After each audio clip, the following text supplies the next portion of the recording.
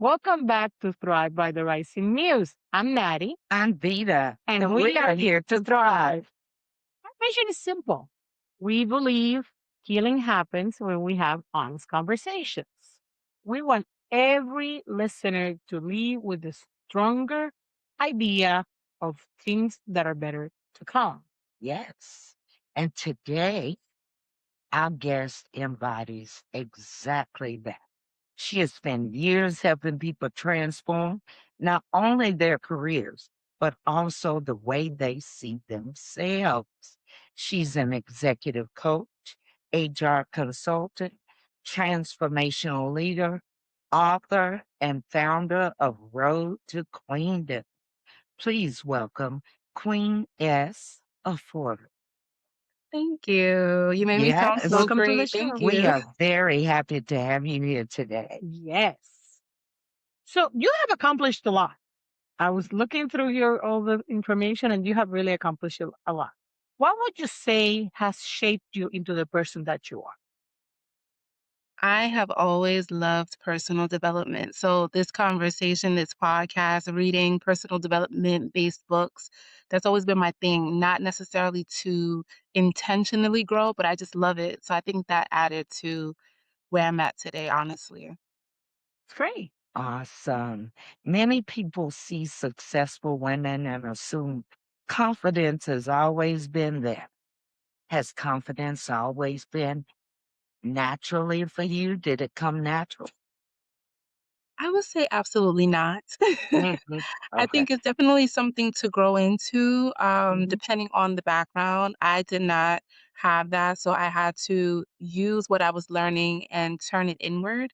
So a lot of my development came not only through the personal development books that I would read, but also in watching the successful women before me and seeing how they interacted, and then doing my research and finding out, well, why or how did they get there?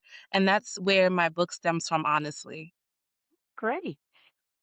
Do you remember when was the first time that you actually questioned your worth? Um, the first time, definitely childhood. Hmm. I would say I had to have been maybe 6 or 7, and Oh that's the funny wow. thing, that's the impressionable age. Right. So at that time, growing up dark skinned, seeing Hmm. other people that didn't look like me, and I wasn't Hmm. sure, like, am I pretty? Am I enough? I'm of African descent, so having Hmm. that understanding too, that I was not the same, but that didn't make Hmm. it bad. And Mhm. so to answer your question, I definitely grew from there, but it started in childhood. Okay. Okay. Who first taught you what confidence looked like? I would say my mom, of course. Just seeing how she embodied, being a woman, being a mom, being wearing so many hats, and Mhm. then leading from that space and not necessarily shrinking, but still having her own thing going on. I thought that was really commendable, and I like that. I thought, well, that means I can be or do anything and not be limited.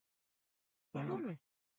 And we were talking about your childhood. What are those lessons that you can think have influenced your leadership skills today? Definitely owning my strengths.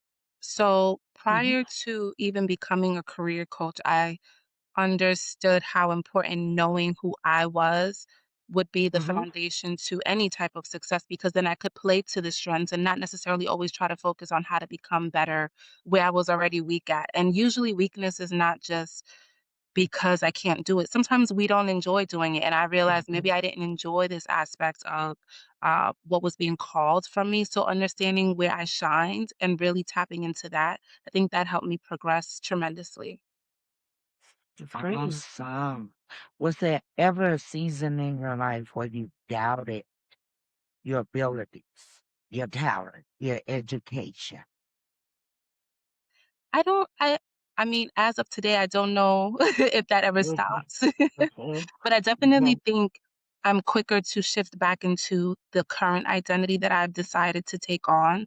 I It happens ever so often just based on how I'm growing and the new opportunities coming my way. Some things I've never done before and some things I've done before, but it always leads back to Am I good enough? Can I do it? And so I Mhm. quickly do my best to shift the mindset or the question that I'm asking and remember what I chose a while ago in regard to who I'm deciding to be from here on out. Let's talk about your book. Yes. The title, Why Queendom? So, of course, my name is Queen, but I Uh-huh. also feel like it's a mindset. And so Mm-hmm. other women are my reflection. I believe that as well. We're all Mm-hmm. reflections of one another. So when I thought of mindset and I thought of my queendom, similar to kingdom, but I just used the title Mm-hmm. queen in Forward. there. I thought that all women, whether young girls or mature women, we could all relate to having that Mm-hmm. mindset of being treated and thinking and walking like a queen. So that's where the name really stuck and why it's in the book or the title of the book. Mm-hmm. Mhm. Um, what does keeping your crown straight actually mean to you? And so you said actually mean to me, right? Mm-hmm. Mhm. Okay. A lot of times I felt like there were many, whether they be called obstacles or many distractions that could have came my way if I did not realize who I was, back to what I mentioned before, the identity.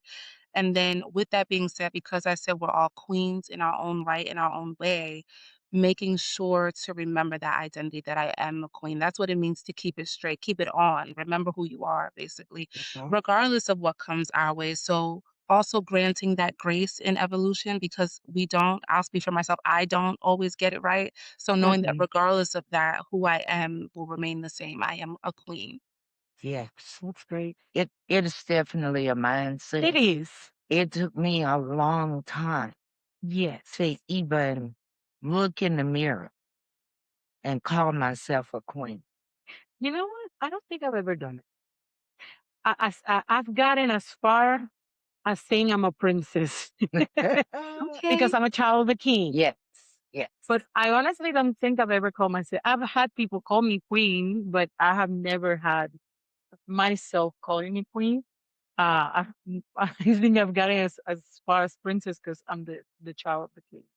Well, former, my late pastor's wife, former first Hmm. lady, she really helped me and she spoke into me the value that I have and my worth. Uh, being abused as a child, I always felt like it was my fault. Something was wrong with me to make it happen. And she really took me under her wing and mentored me and taught me about what it means to be a queen. And she also told me that queens need to have people in their life that don't have a problem straightening, making sure that my crown is straightening. You know, instead of talking about me or hating Hmm. on me, just walk up there, straighten that crown, Hmm. step back. Yeah, making sure you remember who you are, Mm-hmm. and not necessarily what you do or what you Mm-hmm. have to do or what you have, period. It's just who Mm. you are, regardless of the Yes, external. So that's awesome.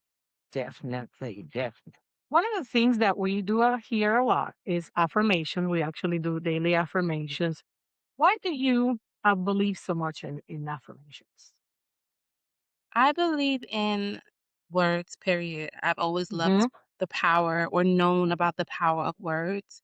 Yes. And I find that whether it's me repeating a mantra to myself, whether it's me writing, journaling, whether it's me singing a song, the words, they hold weight. So I Hmm. figured the more we could get it into our minds as far as the truth to remember who we are in regard to all of us being queens, then the much more we could flourish. So I just decided to start taking things I had around me as far as messages, positive mantras. Even at some point when I was writing the affirmations, I was writing to myself.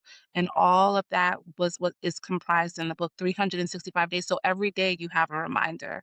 So Hmm. even on the days you're feeling great, okay, you have that boost. And when you're not feeling, the best in that moment, you have something to remind you. And I just thought that that would be purposeful, something of impact that I could leave behind forever. It's really powerful. Affirmation. is so important. And it took me a long time to learn it. When I learned my love language, and my love language is affirmation. Okay. My husband's love language is physical touch, quality time, but mine is affirmation, my first one. And after going through therapy, I had to start affirming myself. It had to start with me Right. because my grandma used to tell me how beautiful I was, and how smart I was, and you could talk to the president, anything, but I didn't feel it. Right.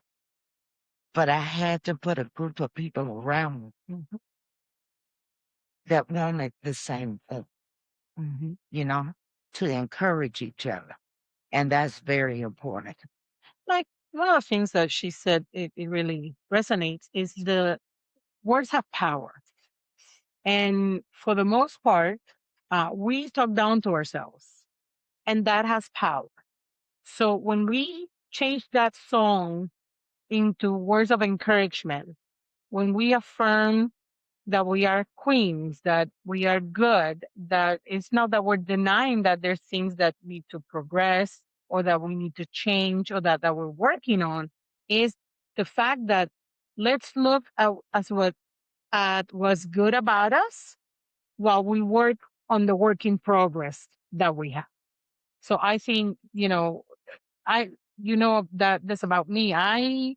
My self-talk was terrible. That was an area of growth for me and changed a lot. And I know how that affects my confidence.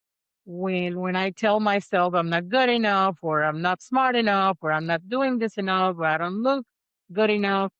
Now I look at myself, you're looking good today, girl. To me, the book and is kinda like a huh? regardless. Like, the book is like a s Th- I was saying, That is to It me, confident. the book does. is like a statement of saying so whatever else, regardless of that, this is what's true. It's like an interjection, Right. like a but, a regardless. And something that I'll add to what you're also mentioning is the cool part about the book as well is that right underneath the positive message for the day, there's a reflection question. So it doesn't just Right. leave you with saying words and then moving on. It Mhm. actually leaves you with a chance to reflect on how you're showing up and Mhm. if you're showing up in the way that is described so that maybe it could shift things in that moment or it just gives you a reason to want to shift things based on what is asked, like another call to action. So it's simple, but from what I've heard, it's powerful. That's Mhm. good. Mhm. Some people dismiss affirmation as positive thinking. How affirmation is different when you're rooted in intentional reflections. I would say with the intention. The intention is what might make it a little different, how Mhm. and why you're saying these words or how or why you're reminding yourself of this truth. Not necessarily saying it for the sake of saying it and thinking things Mhm. will transform, but pairing it. That's why it's paired with the reflection question. Also, something that I prompt people to do whenever they ask me, like, what's a cool way I can look at this affirmations book as well as just reading it day to day, you can go to dates that matter to you. So when you do need a pick me up, go to your birthday and see what the message is for that date, or Mhm. go to a friend's date or a special thing, a special date that reminds you of someone somewhere and see because every day it's something to put, even if you just wanted to read the whole book at once. It's that simple, but it's that powerful. So to me, if you have the intention to pour back into yourself, that's what you'll get out of it. I know I've written books. So I know there is no way to write a book that does not impact you because it comes from it. How this did this book heal some parts inside of you?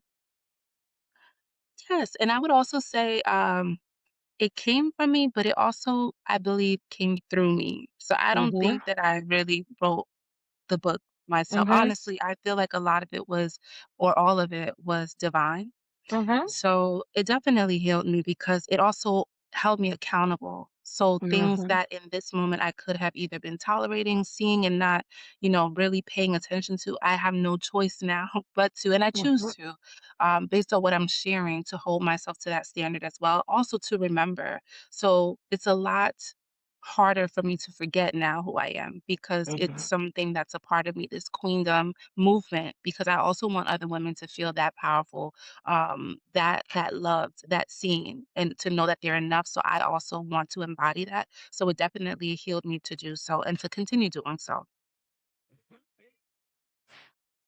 Is there an affirmation that you wrestle with? That One I've that wrestled. didn't just come easy, you know? It's like, is this really me? Did you ever have any questions? Yeah, so at the end of the book, there's actually a bonus. So there's 365 days of affirmations, but at the end, I had one more and I did not want to let it go. I was like, this is Mhm. too good. And I didn't want to remove something else. So I kept it in there, as I mentioned, as a bonus. And I won't necessarily say I wrestled with it, but as I mentioned, I just did not want to leave it out. And what it says is something along the lines of loving you. Actually, let me look at it so I Uh-huh. can tell you word for Sure. word because I enjoyed it and I thought I think someone possibly could resonate with it. So the positive message for that bonus is here we are. Loving you can be expensive, queen, but you're so very worth it. And it's Mhm. fairly simple, but to me, that really talked about boundaries that we held and hold for ourselves. Or again, back to that, am I enough? Am I asking for too Mhm. much? I Mhm. just felt the reminder is there to know that even if you think it's expensive, it's worth it. You're worth it. You are enough. You are, you get to ask for what you want. So all those things were encompassed in that message, and I just couldn't leave it out. I love that. And you and I have been talking about that concept recently, um, because we grew up and for a long time it was the give, give, give, give, give, and the wrong impression that self care was selfish. And when you say, even if it's expensive, you're worth it, it's way more than something tangible or something financial. Is if if you need to take a day for you, and you take a vacation day from work, or make some arrangements so that you can take care of yourself, at the expense of other things that you're usually doing, it's worth it because you're worth it. you Right. know Taking care of yourself, going to a coffee shop, having some time with you and your friends, or whatever um replenishes you as a person, definitely is worth it. So that is a very powerful statement. Mhm. Let's talk about another area of your life, because you, Sure. like I said, you do a lot. You work in businesses, and one of the things that we are dealing in the world right now is a lot of unemployment. Uh, Even though, according to the numbers, there's more jobs than people, but they're not being hired. Since you're working with employers, what are they looking for in an employee today? I would say definitely innovativeness. A lot Okay. of times we're in the social media age, so it can't just be as is. You have to think ahead or two steps ahead, which ties to being proactive and showing that initiative. I would also say have some type of brand. So, as much as you may not like it, at first I was against it. I don't like social media, but it's not like you have to, but you get to view it differently because that's the world we live in now. People Right. want to get to know you and they also want Mhm. to make sure that you're credible even if it's just a regular 9 to 5 job, you want to put yourself in that predicament where you're already doing the job. People already know you for it. And it's like they're getting an addition to their company. So I would say those are the top two things being innovative and being visible with the times in regards to building your brand around what it is that you provide and your credibility. What do you think the biggest mistake is that people make? Um, the biggest resume mistake when they're doing a resume. I would say just running it straight through AI or ChatGPT and not necessarily adding in any type of personalized information. Mhm, A lot of times people are just matching it to the job description, but mhm, after it goes through a system, if someone is using an applicant tracking system, it still goes to a hiring manager. It still goes to human eyes. So you don't want everything to be so perfect where it's not real. So that's what mhm, I would say. Just not even double checking anything, just, hitting everything because it looks perfect, but not necessarily making it true to themselves. mhm. Yeah, being authentic. Yeah. Yeah, adding some Um, level of authenticity, yes. Mhm. right. When you talk about executive presence, is that what you were mentioning with social media, or is there more to that? And so executive presence, more so branding yourself. So Hmm. even to make it a little more, simple, Hmm. it's like doing the job before you have the job, Hmm. and making sure people know that you can get it done. So if you wanted to, let's say, go into PR, of course you can apply, you can have the best resume, and you can personalize it.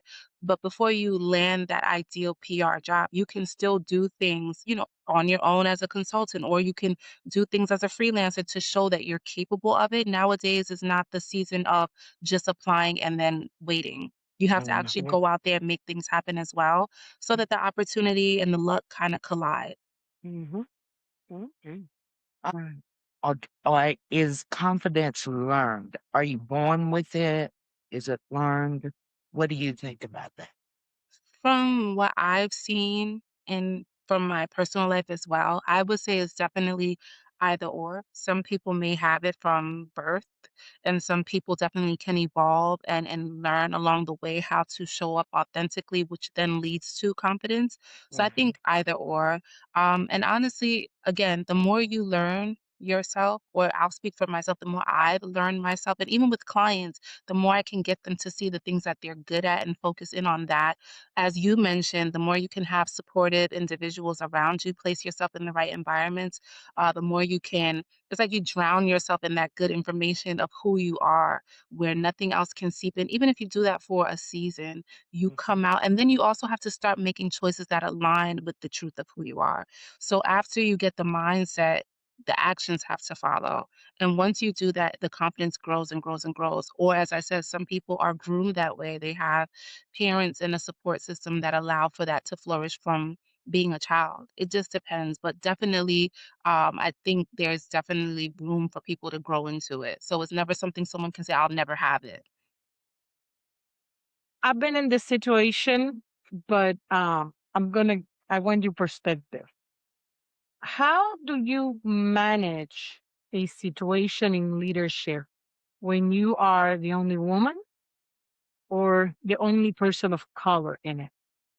For me, I can tell you, I've been in both situations, but the one that comes to mind, it was not only I was in the leadership position and I was the youngest person in the room, which was very challenging because how are you, who are so young, going to be over us and telling us what to do?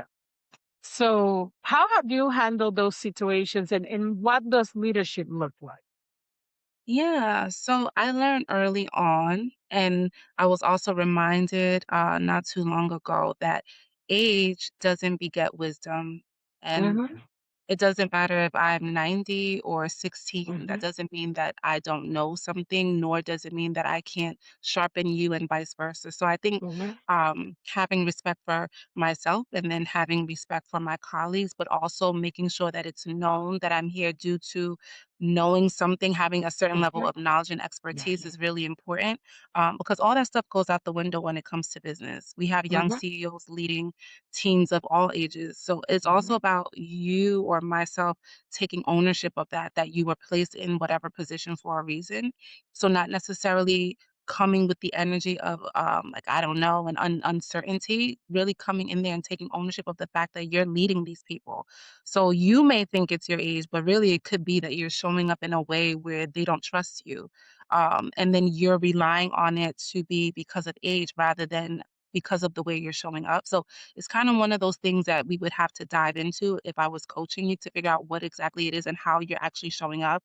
But I wouldn't let that be the reason to hinder you progressing as a leader or to hinder myself. I coach people that are like almost millionaires. I've coached people that are of all ethnicities, older than me, younger. It doesn't matter because at the end of the day, I have a certain expertise and they're coming to me. So I have to rise to that occasion and I can't let things outside of that kind of interfere because then it Mhm. takes away from me giving my best, which is what I was hired for. How can you negotiate your worth without feeling guilty? I mean, because I'm big on I wouldn't necessarily negotiate my worth, honestly. Mhm, But as far as salary, as far as salary and being compensated, there's so many different hacks that we could use in regard to finding out what the actual salary range is before even getting into a conversation to see if it's worthy of a conversation, and then also finding out what the other benefits are to whatever situation you're getting into, whether that's a W-9 or a salary position, whatever the case may be. You just want to make sure you understand what's being offered outside of the money because sometimes that can balance things Mhm. out. But back to what I said, identity. Once you know who you are, you know the Mhm. strengths that you bring to the table, you know your areas of expertise, you're credible, you've built your own brand similar to what I mentioned before, you've already put yourself out there, then you're not necessarily like taking something from the first bidder. You're what you know that you're in a conversation rather than being desperate. So it Mhm. stems back to what I said, identity. Yeah. The job market is what it is. And just like when you apply to college or anything, you send out 10 resumes and 9 come back saying we hire somewhere else. How do you handle rejection? How do you deal, especially because, you know, if you're on a position and you're looking for a different position, that kind of eases the pain. But when you are unemployed and you're looking for a job, uh, you might be in a desperate situation. And, how do you handle that rejection that nothing is coming about? Yeah, I always mention the distinction between urgency and desperation. So it may be urgent, but we never want to get to the point where we're desperate because then Hmm. again, you start negotiating your worth, which is what we don't do. That's one Hmm. thing. There's three phrases that I love in regard to rejection. It's the answer is either yes, not now, or something else better is on the way. So that's Hmm. another way to view it. Lastly, what I mentioned before creating your own opportunity. So in addition to applying, unless it's something really specialized, and usually even that is a blessing because you can do it as a contractor, I would always advise not to rely on just that. So you could network with people. You could put yourself out there in regard to, as I mentioned, being a consultant. You could start your own business on the side. You could drive an Uber. There has to be other ways to put yourself in a position so that it's not the desperation aspect, because that's when you start to feel it a little harder. And then also, if you can, take a break. I would say if you've been applying nonstop, let's just say for a few weeks, take a pause, maybe a day or two to reevaluate. Is it my resume? You can ask people for feedback. You can have informational interviews and speak to CEOs who will gladly meet with you if you write them respectfully, let's say through LinkedIn or finding the information online and ask them, I would love to be in a position such as yours one day. Would you be open to meeting me over Zoom or for coffee so I could ask a few questions about your journey? That is the easiest way to get on someone's radar. They're giving you information. They might even look at your resume for you and give you some tips. And then if they like you enough, they might have a position for you or keep you in Hmm. mind. And I've seen that happen so many times. So there's more than one way to skin a cat. So if you're getting rejected and taking it that hard, that means you're not doing any of the other things that you could be doing to put yourself in a position where it's urgent, but you're not desperate. Like, I do too. What about someone who feels stuck? How do they know it's time to pivot? And I know everybody's different. But just thinking about a person was like, okay, I want to move. I don't want to fail. Mm-hmm. I don't want to fail. But if you can talk about, um, you know, when it's time to move to another level, when it's time to, do something bigger, Or different. something you've never done Mhm. before. Yeah, so either you can do it or you'll be pushed to do it, and you don't wanna be pushed because then you're Right. going to either way you're going to do it. It's just a matter of Mhm. how you wanna go. Do you wanna go Mhm. on your own, or do you wanna be moved into that level? Because once you've outgrown something, that's what usually happens, one of those 2 things. As far as being afraid to fail, I think that's a common fear of everyone's. So I would Mhm. say pouring back into yourself is always a great way to, again, remind yourself of who you are. That means outside of the external failure, as whatever you may perceive it, you are a success. You're already a success. That's number one. And then two, reminding yourself of purpose. So if you feel stuck, why is that? And then what would you rather do? Why is that? And usually what people would rather do is tied to purpose, and that can catapult them as well so that they can move on their own and not be forced to because they've outgrown their level. In addition to that, hiring a coach. A lot of times I've seen, and this is so interesting to me, a lot of the people that are wealthy or are doing decent where they could stay where they are, they're hiring coaches, they're, in therapy, as you mentioned before, they're doing things to pour back into that personal development aspect of themselves or even professional development, going back to school, whatever it is. But the people that may need support or may need a little guidance in creating that business plan or creating that new resume, they won't look into developing that part, but that's definitely something that can help you get unstuck because we can only see what we can see. There's blind spots that sometimes having another professional there, even if it's one session or a couple, can really catapult you as well to not being stuck. And lastly, I would just say always invite yourself to pause and really analyze if you're on the right trajectory, if you're in alignment to your overall vision, if you even have a vision. So many ways, so many things, but um, I would say it all stems from let's just pause and see where we're at and where we want to go, and then look at the different options from then. Um, One of the things that happens in most bigger business, from my experience, is they the expectation of efficiency, or the illusion of efficiency. But basically, in my opinion, they want more money with as much as they can. And what is not being taken care in consideration is the burnout of the employees. I've been out of corporate America for 3 years, and we started with a department. Well, actually, yeah, with a department that had like 4 or 5 smaller departments. Then it was consolidated into 12 people, and then when I got laid off, um, they had 8 people do the same work that all those mini departments were doing, and then consolidated 2 sites. I worked in behavioral health. They combine all the medical and the behavioral there. Mhm. Um, how do you manage the burnout that is really expected in our culture because of the way corporations work? Yeah, that's a tough one. So, and I know it may seem cliche, Hmm. but it's also repetitive. I feel like Hmm. the more that I know myself, there's certain situations I can only be in for so long.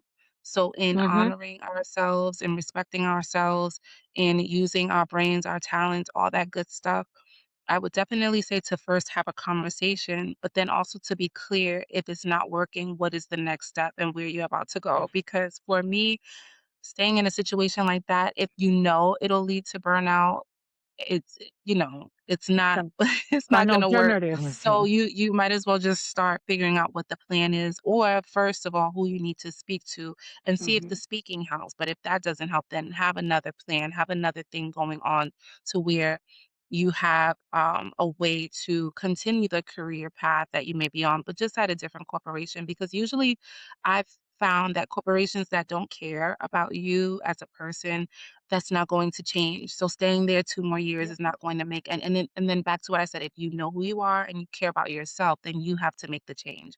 So Mhm. either you're going to make it or it's going to happen for you. Yep.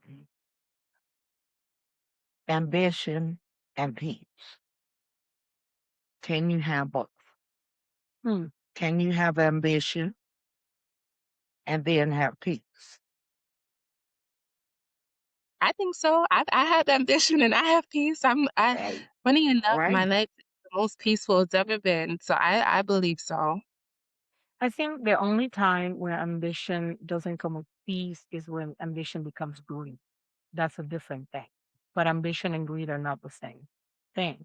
But when ambition becomes greedy, then yeah, you might not have peace. But I don't think trying to achieve more it's a bad thing. Mm, Hmm. And also being clear on the reason why. What is the Hmm. reason why? Even if you're working 20 hours for yourself every Hmm. day, why? And mhm. once you're clear on that, it is peaceful because, Hmm. yeah, you may be tired, but you have an understanding of where you're going. You're not just doing it for the sake of doing it, and you're not causing drama on the way or, making Hmm. any waves on the way that could be harmful. So, yeah. Absolutely. Now that's a decision that we had to make. Yes. A big one. Yeah.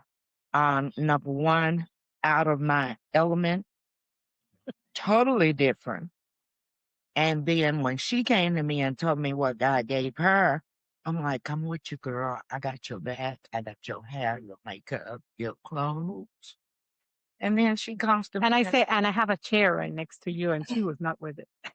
I'm like, no, I'm gonna be behind the camera. She said, no, God told me you gonna sit next to him. Like, he gonna talk.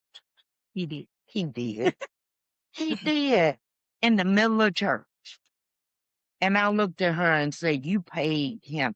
Wasn't even our regular pastor. Oh, wow. We had a It guest is. pastor that Sunday.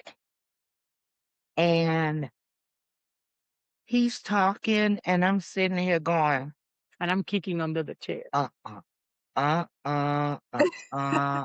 and I'm looking at her and looking at him.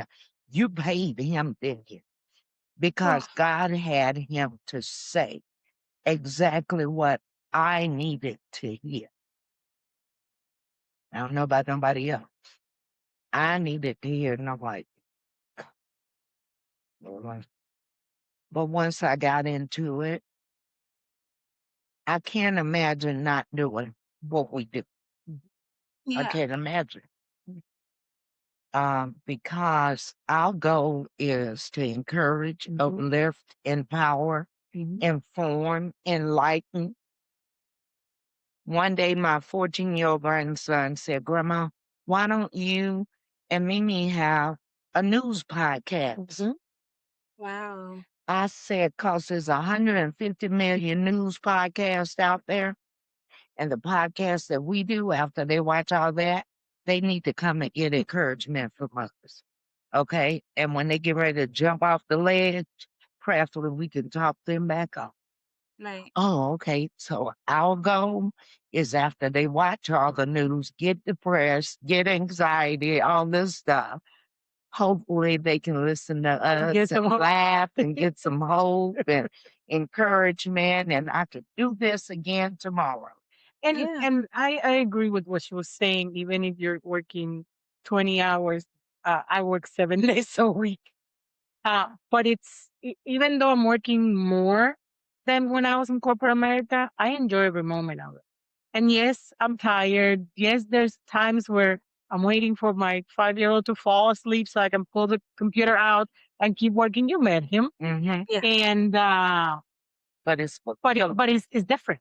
Hmm. It has purpose. It gives me a sense of satisfaction because I know not only I'm doing what the Lord called me to do, but something that's going to help other people.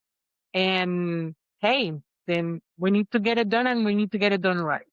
Yeah, and And you're so tapped it into feels your totally strengths different. as well. You're tapped into your strengths, you're Right. tapped into your gifts, you are operating in your zone, your genius zone. So Right. that's also why you get this extra strength to do that after you tuck Hmm. your 5-year-old into the bed. Yeah. Mhm. Hmm. Yeah. Yeah. But God also allowed us to um, get out of our comfort zone. Definitely get out of. Yeah. Neither of us were camera people before we started this. And I'm like me on a camera. I don't even like taking pictures. Again, So I neither of us know were I camera don't want people. people sitting up here looking at me. But when I accepted Hmm. what God had for us to do, which we consider ministry. Hmm. See, I had to learn that you can minister outside of the pulpit. You can minister outside of church. And when you have a certain thing in mind that you want to give to the people, you have to ask yourself the question, is it going to help them? Is it going to hurt them? Right. Okay. Is it going to encourage them to get up and do something or do it afraid or try it? And we had to go through all of that's a And lot. it'll But continue to evolve as well. So wherever oh, you're at now, Exactly. it'll keep getting better and better. You'll get new, people, ideas, all that great stuff, but it'll continue to evolve into what it's meant Mm-hmm. to be. I received that. Mm-hmm. Talking about success, Yes. what are the best habits to keep consistently to become successful or that successful people you have noticed that they do? One thing is acting quickly.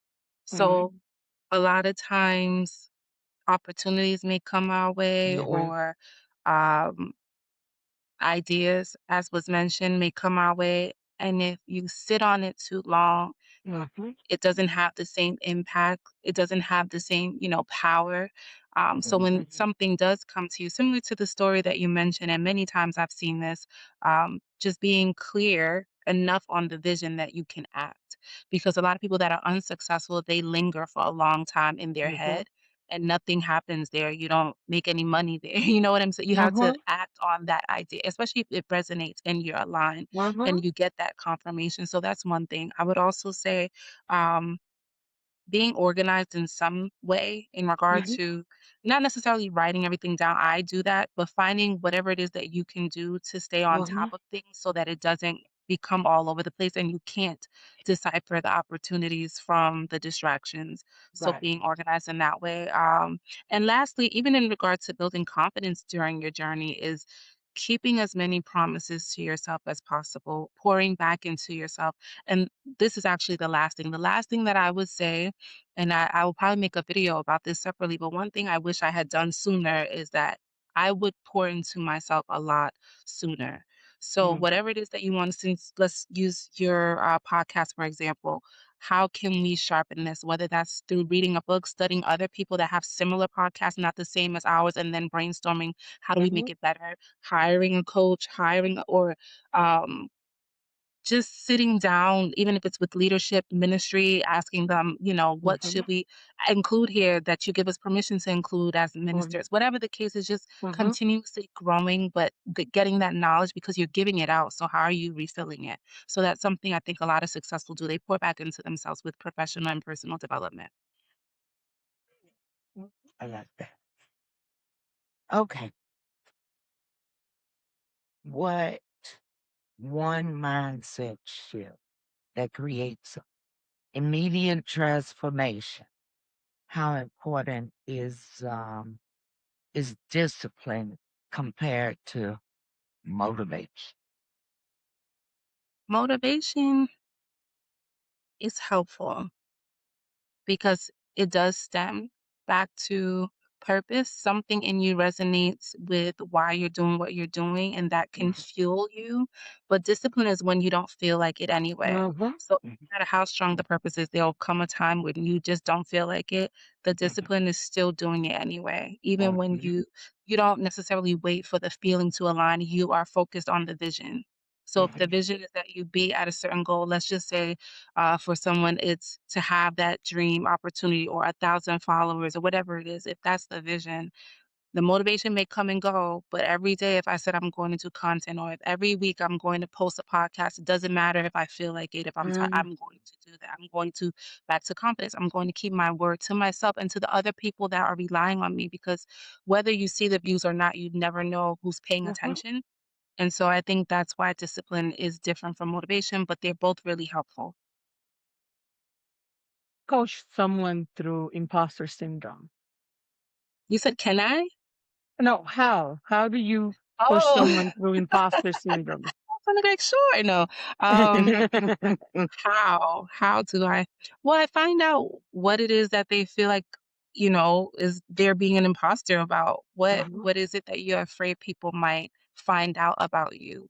And mhm, then once we tap into the what, we tap into the who, back to identity. And that's why I think identity, self-love, self-perception, all that stuff is the foundation. If we can tap into that, then we can have an understanding that two things can be true at one time. You may be starting, but it doesn't mean that you don't have the knowledge. You may be nervous, but it doesn't mean that you are not the smartest person in the room. You may be, you know, the only person of color, or you may not be as rich as some, or whatever the case is, but it doesn't mean you don't have XYZ. So, understanding where they're coming from and then reminding them of who they actually are based on their words, not necessarily mine. So, mhm. being curious about them in general because that stems from somewhere and then healing it, coming up whether that's with an affirmation or with the thought process, a new identity title that we can call them, to remember like this is who you are regardless of the external, this is who you are at the root. So there's many ways. I named a couple, but it's definitely something that I see really prevalent amongst women. Mhm, And so it's definitely something that all people can work on because regardless of what's going on. At some point, the higher we rise, it becomes to the point where it's unfamiliar. And so we think we're not supposed to be there. But I think it was Oprah that said this. Or it may have been Michelle Obama, but it was just said that every room that you're in, you're supposed to be there. It's not in regard to being an imposter. You can't be when you are invited, when that's your seat there. So just having that understanding at the top or high level is what's most important. Mm, yeah, we definitely have to say to ourselves, I am worthy. I am worthy. mhm, And God knows that we're worthy. mhm. So we have to walk in that Right? to show And also others. add in the word now. I am worthy now. Some I people am think that they have worthy to wait till now. Right. later. Yeah, Hmm. now. Mhm. Hmm. Um, how has your faith influenced your journey with your purpose? I would say tremendously. This year, honestly, was all about faith for me. Like every year, I have a friend and we title our years. And last year was, what was it? Last year for me, it was power. And so that means Mhm. showing up in my power. There was another year where my word was like manifest. So it was like everything I was co-creating with God and making sure that I truly tapped into that part of myself. But this year my word is faith. And that's been the only thing that's sustained because it's not necessarily that things are hard or easy. It's either familiar or unfamiliar because certain Mhm. things can just be learned, but we've never done it. And so Mhm. relying on my faith to move me through the times that I either haven't encountered before, or would love to encounter, and being open to the faith guiding me to that, I think has been really tremendously helpful and Oh, powerful, I might add. I'm sure. Um, how have you handled, and I know we've all gone through this, a moment when your plans and God plans were not the same? Faith and knowing, you know, um, something that I encourage people to do that I think is really powerful there's key areas of our life categories. So whether that's your finances, it could be spirituality, it could be the category of work, relationships, whatever you can think about, or you can even Google, what are the 7 or 10 life categories? Write it down. And then when you have a moment, go through each category, even write down, God, and just write what you currently believe, no filter, no anything. So, money, what do you truly, truly believe about it? What do you truly believe about faith or whatever category you've written down? And once you've written down your truest feelings, I say go through each category, one per day, and just really look at it and then rewrite what's true. So, what you've seen based on, even if you want to go back to the past, if you've seen that God has always shown up for you, for me, that's what my experience was. So my new belief after I crossed the old one out is that God has my back. And so Mhm. now that's the one that I repeat, the one that most resonates, the one that's most powerful is the one I repeat. And that's what I tap into when I need to move forward and I'm not necessarily sure or scared or whatever the case is. So I always advise people to really tap into what your current belief system is and then rewrite it, reword it, whatever it Mhm. to tap into what you currently wish to choose so that that can lead your decisions and lead your life basically. Awesome. How do you trust during seasons when it seems like nothing is happening? Um, I would say staying grounded in regard to whatever communities that are available. So how you have the podcast, that's a community. Um, I have, let's just say, a Bible study or a community of other coaches. So being a part of that community, because when it's not happening for me, it may be happening for someone else. Mm. And seeing that can also be inspiring. It can spark an idea, but it can also allow you to rest in that patience that, hey, if it's happening to my neighbor, chances are it's going to swing my way. So you don't have to get that disturbed. So definitely focus on community. And also, when it seems like things aren't happening, that's the time to prepare. So if you think nothing is happening, what can you do to get ready for when it does happen? Very good. Yes, yes, yes. Um, we always ask our guests to give us some final thoughts for our audience. What would be your final thoughts for our audience? Yeah, I would say at a time such as this, especially with so much going on in the world, really tap into, as I mentioned before, that personal development, understanding yourself a little better, preparing a little more, being clear on your vision. Like whatever it is that you can do to pour back into yourself, really do it times 10. Because once it comes to you, whatever that opportunity is, that idea is, that job is, it's going to take off. So Mhm. you can't get ready at that time. So use whatever time you have now. And if it's already taken off, again, pour back into yourself. It all stems back to yourself. So just make sure that you are really investing in both professional, personal development, spiritual development, and lastly, community. Tune into this podcast because I think it'll add to that development and continue to catapult you as well. We're so grateful that you were with us today. This was an awesome experience. Likewise. Like I usually tell my guests, welcome to the family of Thrive. Thank you. And thank you for being such an inspiration and putting, making sure that women understand how their worth is important, that their crown needs to be straight, and how their self talk also of influences how they act, and how, one of the things that you said that impacted me a lot is don't wait for things to happen. You need to make things happen, even if sometimes the journey is not linear.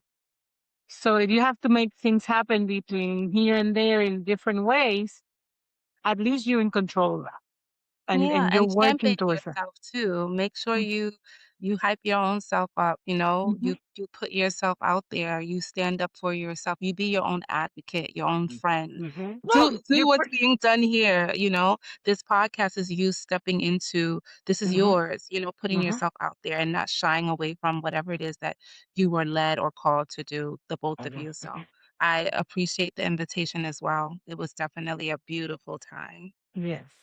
We appreciate you, Miss Queen.